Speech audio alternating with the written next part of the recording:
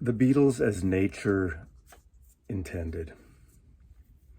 That's what a great line. What a great marketing line for a record. And in 1969, April 1969, this single came out on Apple Records. No photographic picture sleeve like we were used to, but we have this black label like a year earlier when the Beatles issued the first single on Apple, their first single, Hey Jude, in just this wonderful black basic Apple logo with the green Granny Smith apple, and of course the B-side.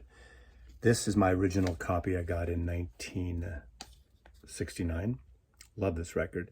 So I want to talk a little bit about Let It Be, Get Back, the reissue, the deluxe set, and on a personal take, there are literally 3.6 million other videos and unboxing videos on the new Let It Be mega deluxe editions of various formats, and I will show that, but I want to basically present my collection and my take on it. That in 1969, Paul McCartney had an idea to get the Beatles back to basics, to record an album that wouldn't be overproduced, wouldn't be layers of overdubs, and just pretty much straight a rock and roll album, back to basics album. And that was the intention. And it would culminate at the end of January, early February, pretty fast, a live show somewhere. Mount Everest, the Great Pyramids, where would this live show be? That was the basic thing, of course, and they would do a documentary leading up to this. They didn't have really many songs written, if any. They had sort of parts and pieces.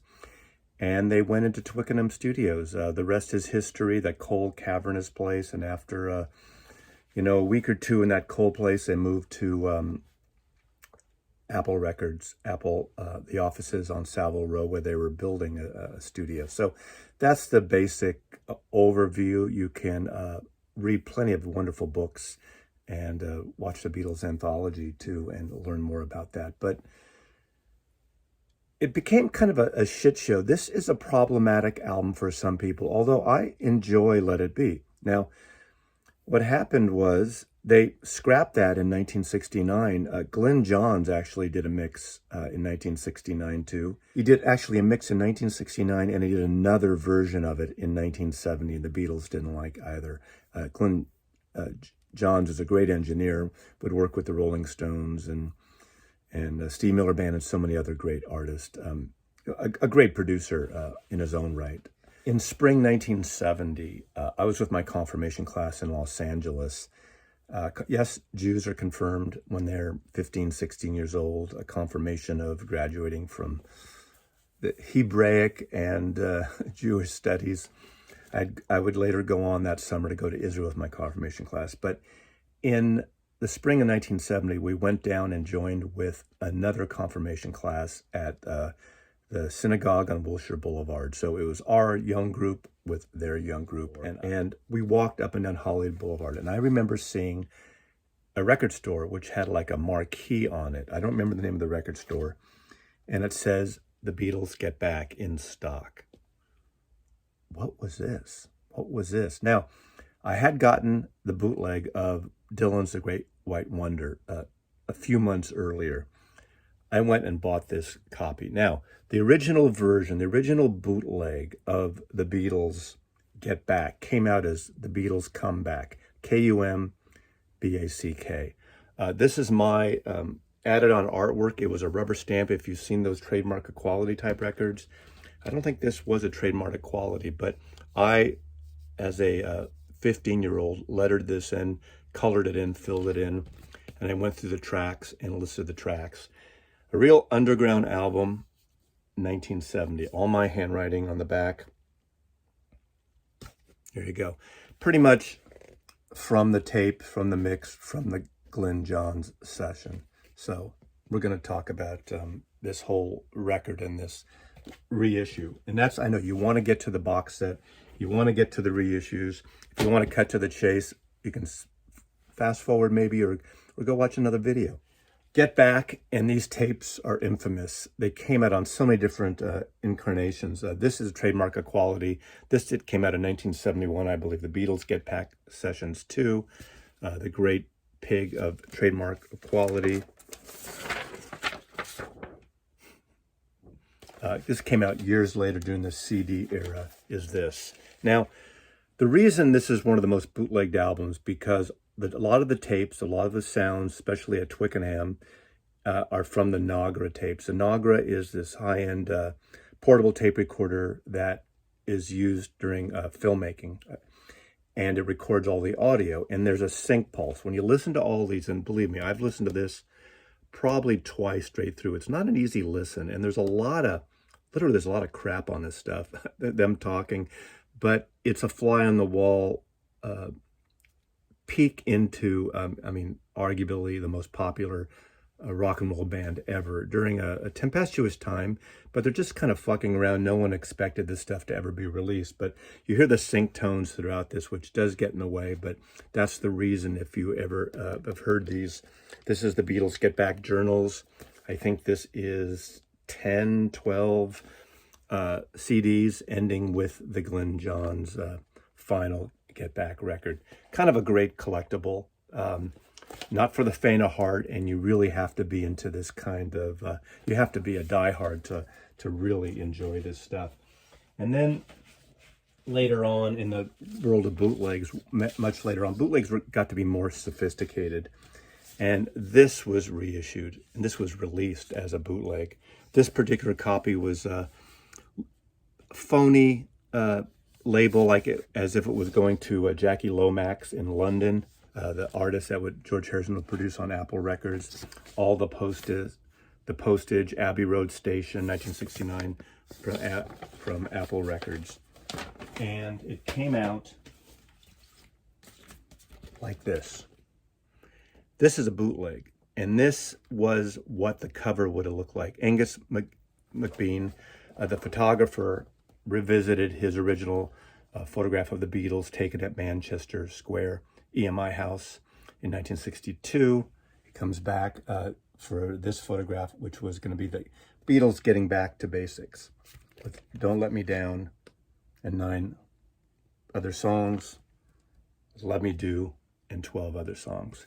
Really kind of a cool concept. Obviously, we know later these songs would, or these photographs would turn up on the blue and the red double comps in 1973. So this was problematic recordings. It was a tempestuous time. Obviously, I'm looking forward, as you are, to the Peter Jackson 6-hour documentary. You know, some say, well, they're reimagining it, they're revisiting it, they're going to rewrite history. Well, think about this. Any film you can cut to tell a story you want to cut. And yeah, there was bickering, and it was cold, and it was icy, and the Beatles had just split up, and we get this final movie and record in 1970, in May 1970, and I did enjoy it, but it was problematic, and the new version is going to go through all the footage and recut it in a way. I mean, will it sugarcoat it? How can it sugarcoat it if we're going to actually see the actual film, and we're going to see it in a different, obviously a different composition, different version of it. So this is the single, the 45, the American version with a picture sleeve on Apple that was released prior to Let It Be film. This is George Martin mix, different mix than what would be on the Let It Be album that Phil Spector worked on. This was backed with the funny, jazzy witticism of the Beatles, with Brian Jones of the Rolling Stones on saxophone. You Know My Name, Look Up the Number. And then there was The Long and Winding Road and For You Blue, picture sleeve. Then in May 1970, this comes out. This is the American version. A New Phase Beatles album. Essential to the content of the film Let It Be was that they performed live so many tracks. It comes with the warmth and freshness of a live performance as reproduced on disc by Phil Spector. Of course, the dig here from some is that Phil Spector added choral and strings on several songs, one of which, Long and Winding Road, McCartney really had a problem with for decades. I don't mind it, and in fact, McCartney did the same thing to his own music somewhat later. I like the sound of this record. I have no problem with the Phil Spector production. Some don't like the mishmash of putting Across the Universe. Several versions of that song have been recorded, and that was from 1968, even before the White Album was released, and that was patched onto here. Did it fit? I love that song. Some of the best lyrics of any John Lennon song ever. The big problem with this album for me is the omission of Don't Let Me Down. I think Don't Let Me Down is arguably one of the best Lennon songs, late period John Lennon songs. What a great cry for love, cry for help with Yoko Ono when they were going through their drug addiction. But beautiful song, has this great descending counter guitar dual lead by George Harrison in the middle of it. And it's a more complicated song than one would think, but it's soulful gospel and just a great recording. So this was the American version with the gatefold, with these wonderful pictures, mostly by Ethan Russell. And in the UK, it came out as a box. Now, I happened to buy this at Tower Records. Tower Records in San Francisco, Columbus and Bay had a huge stack on this. This is my original copy. This is the LP, not a gatefold, but it did come with this beautiful book. Now, a lot of people were hoping that this book would be repressed and reissued in the new deluxe edition. It wasn't in this form. I wish it had been. I think they really could have done it well. The bindings on these were problematic, but I found, and I've been very fortunate enough, my copy has not fallen apart. My copy is still pristine. The box itself, it has fallen apart somewhat. The inner sleeve of the box, the tray.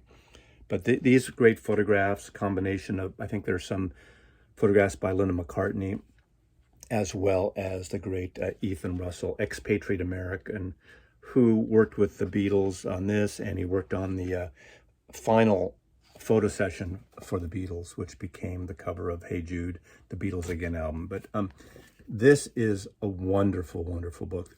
The irony is, this album came out just before I left for Israel in the summer of 1970, like a month before. So I was getting into it. I remember hearing Let It Be, the song, especially on buses and radio stations and cafes. And there was a bookstore that had a pile of just the books in Israel, in Tel Aviv. And I bought a second copy. So I have a second copy that's in pretty decent shape as well, of just the book. They had a pile of these books, literally, they probably had 200 copies of them, which is kind of wild. I should have bought more. And I think they were like $5 or $6 or something, the equivalent at the time. So that's how that album came out originally. Capitol in the US eventually dumped the gatefold and put this version out. And of course, Paul McCartney's revisionist version of Let It Be Naked. He strips down all the overdubs. He strips down all the extra orchestration and puts this out. Adds Don't Let Me Down, which should have been on the original copy, but good album. I like this. I'm fond of this version. Okay, I think that brings us up to date. Now we can finally get into talking about the reissue, the deluxe versions, and the remix, Giles Martin remix. This is the vinyl version. Has a glossy cover, very similar to the UK original version. Ironically, I prefer the deluxe CD boxing where it's a matte finish. I think that is so much classier and better than this version. But let's look through. Let me talk about it a little bit. I'm not going to get into talking really about the surround, the Atmos mixes. I haven't really dived into those. My setup is not appropriate for that at this point. But you got the Giles Martin remix on the single album, like the UK original. You got a 2 LP version of Apple Sessions Rehearsals and Apple Jams.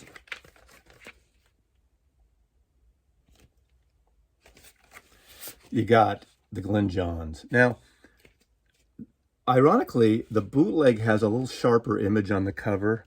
It's a little different style-wise, but pretty damn close. I mean, this is softer. Obviously, it's a dub or a copy of a copy. It seems like they probably didn't have the negative of this Angus Bean photograph, which is unfortunate, but it still looks really good. Now, let me talk about this first. This is problematic. It's a fun listen. And I guess ultimately, some of you out there want to know, do they need this big box set? Do you need this big box set? I'm a completist for one thing. I love the archaeology of this kind of release. I love parts and pieces. I love digging in. In a way, this is like a cinema verite documentary recording as well as what the film's going to be. There's a lot of little nuances, and as we know, the whole concept of even in Let It Be, when the original album came out in 1970, there were little vignettes of dialogue before a song, after a song in some cases, that adds to the ambience of it. So that makes it sort of that live effect, like you're almost like you're at a live show, and the Beatles are playing for you in an intimate setting.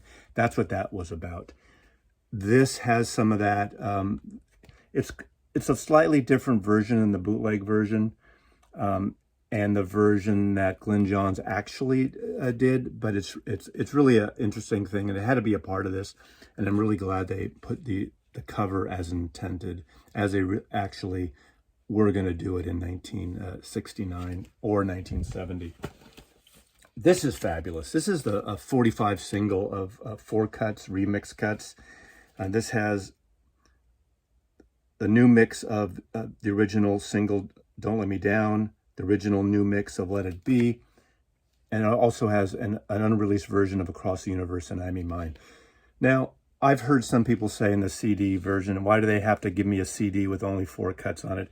Fill up a friggin' CD. Well, I really dislike this concept of just because you have 70 minutes, you need to fill up 70 minutes. You could have tacked it along. The whole idea of this, I mean, in a way, when you think about it, the vinyl was the primary force, the primary artistic direction for this set, in my opinion.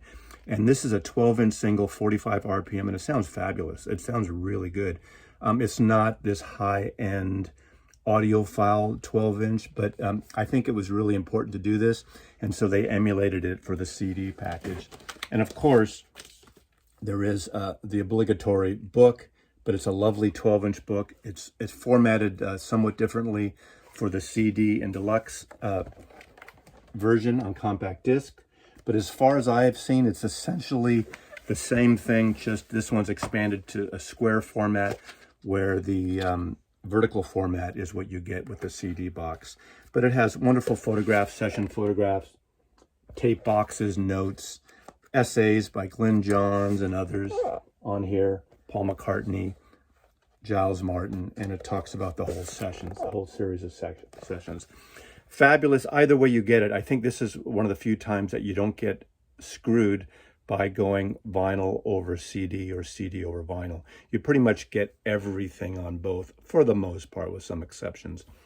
Love this, and I think they did a really good job. Now, just to throw it in here, this is a separate standalone Get Back book, different than the books that come with the records. Again, it tells the whole story. It's wonderful photographs by, again, Linda McCartney and Glyn Johns. It has a lot of the dialogue that you had in the original book that came with the original UK version. So this is a recommended for Beatle Thanks. Now, and lastly, there is a picture disc. I'm not a picture disc fan, but with the Beatles, I collect them. So I won't listen to this. I won't open it. I think picture discs are a big waste of time and a waste of pressing plant time and money. But what can you do, right? People hate when I do that. So is it worth it? Is it worth getting the remix over the original album? What do you get? What's the best one? The UK original or early UK pressing is the one with the best sound by far. I like the Phil Spector mix, but we're not really talking about that yet until we get into the Giles Martin remix.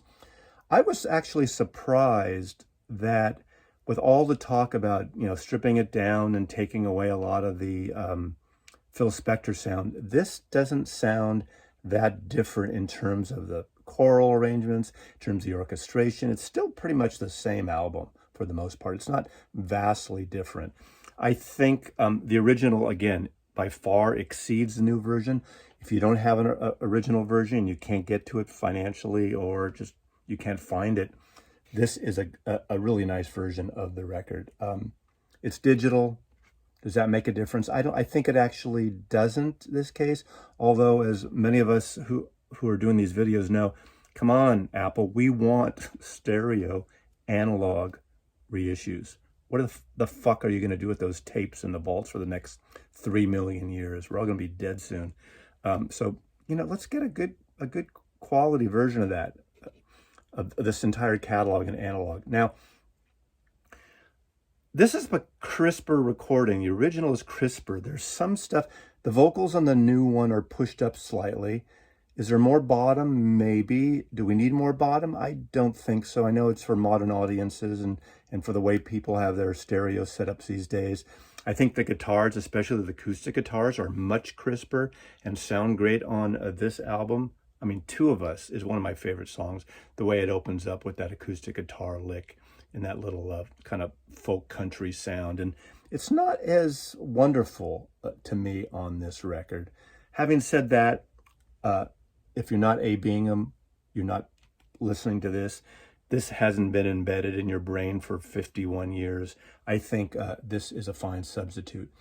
I like the audio vignettes of the outtakes and the different versions and the experimenting. On the double session album, there's a great little vocal piece by Billy Preston. It really showcases his talent. And I really like, and I've said this many times, in 1970, there was a whole rock and roll, almost like a gospel revival, even though a lot of this was recorded in 69, with Delaney and Bonnie and My Sweet Lord George Harrison, and then God by John Lennon and Leon Russell, and all these artists were doing this kind of the blue-eyed, soulful sound influenced by a lot of black artists. And Let It Be, obviously, to me, is a beautiful song. I love Let It Be. I know some people are tired, bored, sick with it, but I think it's one of Paul's finest songs. It's a beautiful song. It's an intimate song of him and his mother, and it is it's a very spiritual song, and I love it. I love the recording. I love the original recording, but on the demos and the session recordings, I like hearing the various versions of these songs and the work they have done with them. And it's really nice hearing some of the songs that would later turn up on Let It Be and some of the other albums, which is really kind of nice as they were working on these songs. So that's pretty much my take on this. It's like a cinema verite overview of a fly on the wall of the Beatles at the close to the end of their career. And I think it's very successful as a deluxe package.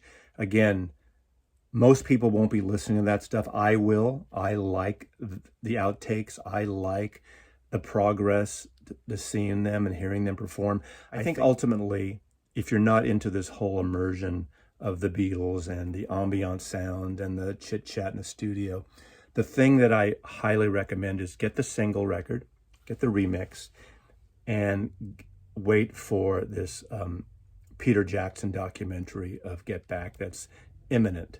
6 hours, taking all the footage from that was shot by Michael Lindsay Hogg, that became the Let It Be film. A 6-hour documentary. They're going to boost and goose the colors a little bit, possibly clean it up. And especially the last 40 minutes of the rooftop concert. But all of it, I expect it to be really wonderful. And that's the way I think you'll enjoy all these moments of the Beatles just intimately hanging out and coming up with songs and in the studio and, the good, bad, and the ugly a little bit. But I think that's the way to do it more than the oral sensation of this for most of you. That's the way I think is the best way to approach it. And those of you, I've heard some squawking about where they should have put the entire 40-minute rooftop concert on here. Well, they repeated several songs several times, so really that would go down to maybe 25 minutes. But my guess is it'll be best seen in the video, and maybe possibly we'll get a special limited rooftop concert audio version with that, which I would love to get. But again, for most people, it's probably not necessary. But Don't Let Me Down, to me, is the best song on all these records. I love it. I love this collection, and that's my take on the Beatles as nature intended. So thanks for watching. Put your comments below. Mazzy loves you.